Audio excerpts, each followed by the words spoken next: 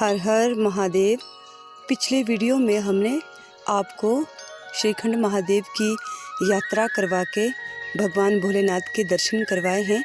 अगर आप लोग भी यात्रा में आना चाहते हैं इस साल या अगले साल, तो आपको क्या क्या सावधानियां रखनी है, इस विषय में मैं आपको अपने अनुभव बताऊंगी, क्योंकि मैं स्वयं भी वहाँ पर यात्रा करने गई थी और मेरा जो अपना अनुभव रहा है मैं वो आपके साथ शेयर करूँगी। सबसे पहले तो ये ज़रूरी है कि अगर आप यात्रा करना चाहते हैं तो आप शारीरिक तौर पर और मानसिक तौर पर बिल्कुल स्वस्थ होने चाहिए। अगर आप किसी भी तरह की कोई औषधि या दवाई लेते हैं तो आप श्रीखंड महादेव की यात्रा बिल्कुल भी ना करें। श्रीखंड महादेव की यात्रा को आप मनोरंजन के तौर पर भी बिल्कुल ना करें, क्योंकि यह स्थान भोलेनाथ का है और आस्था और विश्वास के साथ ही इस यात्रा को आप लोग करें। और अगर आप यात्रा कर रहे हैं और आपको लगता है कि आप श्रीखंड महादेव जी के दर्शन तक पहुंच सकते हैं तो आप आराम से चलिए। और अगर आपको ऐसा लगता है कि नहीं दर्शन हो पा रहे हैं तो आप वहीं रुक जाइए जहां से आपको समस्या हो रही है। चाहे वो आप थचड़ू में रुक रहे हैं, चाहे भीमद्वार में रुक रहे हैं, चाहे पार्वती बाग में रुक रहे हैं, जहाँ भी आपको ऐसा लगता है कि अब इससे आगे नहीं चल सकते हैं तो आप वहीं पर विश्राम कीजिए।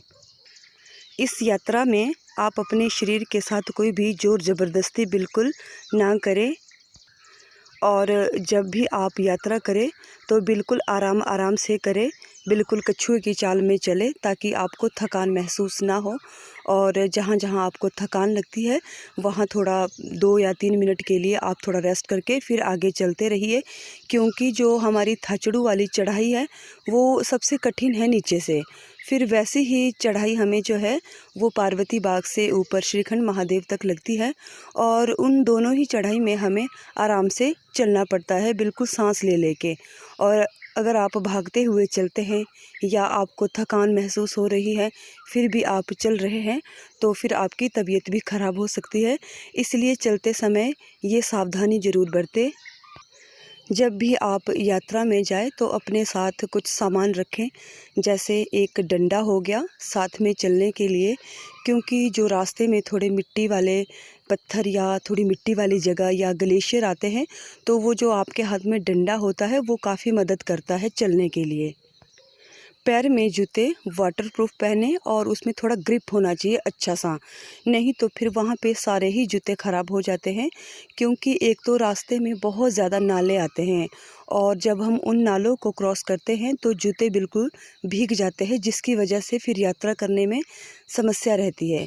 इसीलिए जूते भी आप ऐसे पहने जो वाटरप्रूफ हो और जिनमें ग्रिप लगा हो। और कई बार क्या होता है कि हमें आते जाते समय थोड़ा अंधेरा भी हो जाता है, तो इसलिए आप अपने साथ एक टॉर्च ज़रूर रखें। वैसे तो अंधेरे में सफ़र नहीं करना चाहिए, लेकिन कई बार क्या होता है कि जैसे 15 मिनट या 20 मिनट दूरी पर हमारा कोई टेंट है और हमें वहाँ तक जाना है और कई बार अंधेरा हो जाता है, तो इसके लिए आप अपने पास टॉर्च ज़रूर रखें ताकि आपको आने जाने में या सफ़र करने में किसी भी तरह की समस्या ना हो। और वहाँ का जो मौसम रहता है पार्वती बाग और आपका जो श्रीखंड महादेव के दर्शन के लिए जब हम जाते हैं और वहाँ का मतलब आप देखिए कि जो 15 किलोमीटर के दायरे का जो वहाँ पे क्षेत्र है वहाँ पे मौसम थोड़ा ठंडा रहता है और चलते हुए तो ठंड नहीं लगती है, लेकिन जब आप रात्रि में विश्राम करते हैं तो वहाँ ठंड लगती है। तो इसलिए अपने साथ थोड़ा गर्म कपड़े ज़रूर रखें। एक रेन कोट भी आप अपने साथ रखें। आपको कंबल ले जाने की आवश्यकता नहीं है, वो वहाँ आपको टेंट में मिल जाएंगे। लेकिन अपने साथ जैसे स्वेटर या आपकी जैकेट है या शॉल है या टोपी है, तो इस तरह का सामान ज़रूर रखें, गर्म कपड़े साथ में रखें ताकि आप ठंड से बचे रहें। क्योंकि जब हम श्रीखंड महादेव के दर्शन के लिए पार्वती बाग से ऊपर जाते हैं तो वहाँ कभी भी बारिश हो जाती है, कभी भी बर्फ़ पड़ जाती है। तो इसलिए अगर हमारे पास अपना सामान होगा तो हमें समस्या नहीं रहेगी। और जब आप सफ़र में निकले तो थोड़ी सी दवाइयाँ भी अपने साथ रखें, जैसे बुखार की होगी, जुकाम की होगी, या जैसे किसी को उल्टियाँ या दस्त लगते हैं तो उस तरह की कोई दवाइयाँ अपने पास रखिए ताकि जब भी कोई समस्या हो तो आप अपना लिए औषधि ले सकते हैं, दवाई ले सकते हैं। और सबसे मुख्य बात जो है वहाँ पे ऑक्सीजन की समस्या बहुत ज़्यादा रहती है। वैसे तो काली टॉप से जब हम ऊपर चलने लगते हैं तभी कई लोगों को समस्या आनी शुरू हो जाती है, लेकिन अगर आप सफ़र कर भी रहे हैं और आप आगे तक चले भी गए हैं तो पार्वती बाग से ऊपर जब हम चलते हैं तो वहाँ पर ऑक्सीजन की सबसे ज़्यादा समस्या आती है।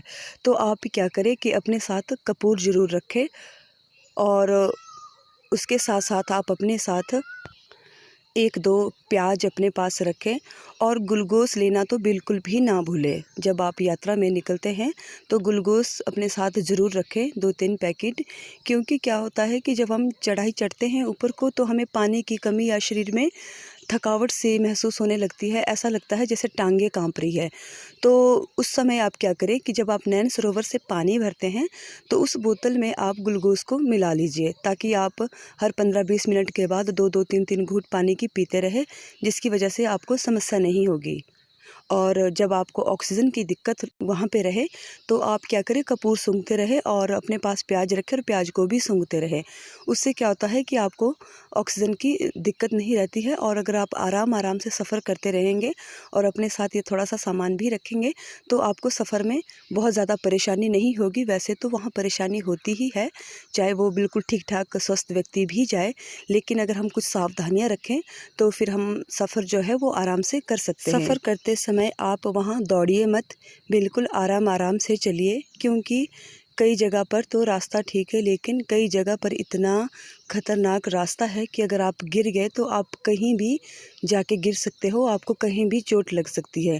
इसलिए आप आराम से वहाँ से चलें। यात्रा करते समय अगर आपको ऐसा लग रहा है कि आपको सर्दी लग रही है और आप कहीं विश्राम के लिए रुके हैं तो आप क्या करें कि अपने साथ कुछ लौंग रखें, कुछ कच्चे लौंग रखें और कुछ भुने हुए लौंग रखें।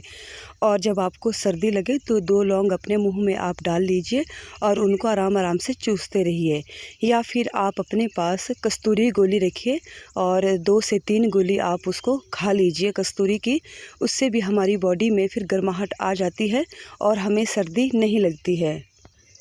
और मेरा एक सुझाव ये भी रहेगा कि अगर आप यात्रा पर आए हैं और आपको जो भी वहाँ पे अनुभव हुआ है, आपको कोई कमियां दिखी है, तो उनको आप शेयर कीजिए अपने दोस्तों के साथ, अपने घर परिवार में, ताकि आने वाले यात्रियों को उसमें सुविधा रहे।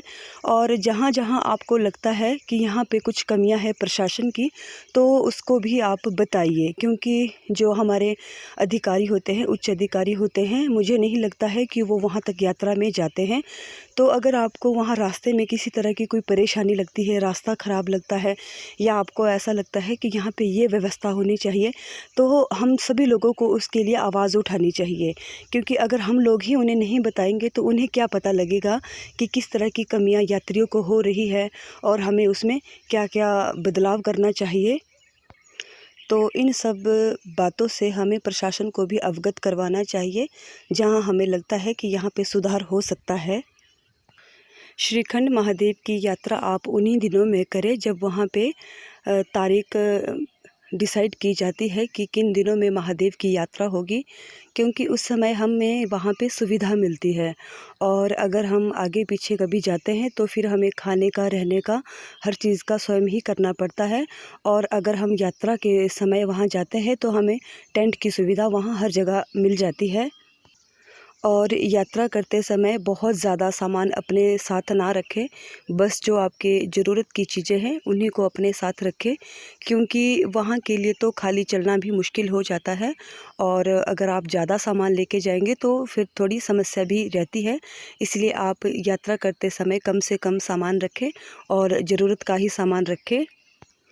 मैंने आपके साथ जो भी अपने विचार प्रकट किए हैं वो मेरा अपना निजी अनुभव रहा है, और आप इस जानकारी को सभी के लिए साझा करें। और अगर आप भी यात्रा पर गए हैं या आ रहे हैं या आएंगे तो जो आपका अनुभव रहता है वो आप भी अपने दोस्तों के साथ साझा करिए, क्योंकि जब तक हम एक दूसरे के साथ जानकारियाँ साझा नहीं करेंगे हमें नहीं पता होता है कि हमें क्या करना चाहिए और क्या नहीं करना चाहिए। हमारी प्रकृति चैनल के साथ आप सभी बने रहिए और हम नई जानकारियाँ आपको देते रहेंगे। और एक नई जानकारी के साथ फिर मिलेंगे, एक नई यात्रा के साथ फिर मिलेंगे। हर हर महादेव।